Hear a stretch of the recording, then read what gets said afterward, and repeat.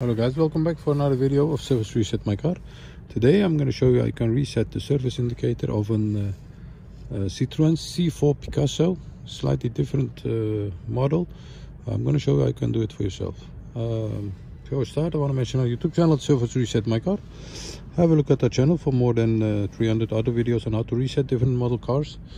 Some tips and tricks about cars. Any questions, any comments, use the comment area and I get back to you as soon as possible. Okay, first of all, when we turn the ignition on, there is an indicator popping up over there, the oil indicator, and I'm going to show you how you can get rid of that.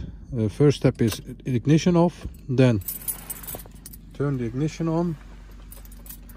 Before turning the ignition on, the 0.0 button is over here. Press this button, turn the ignition on, keep pressing that. And as you can see, there is a timer on the right. It counts back from 10 to 0. And when it reaches 0, you can let go of this button.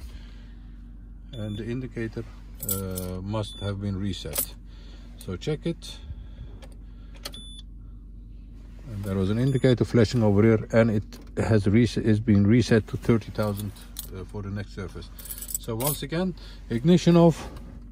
Press this button, wait for the indicator, for the timer to go back to 0, and once it reaches 0, you can let go of this button and do the check by ignition off and on.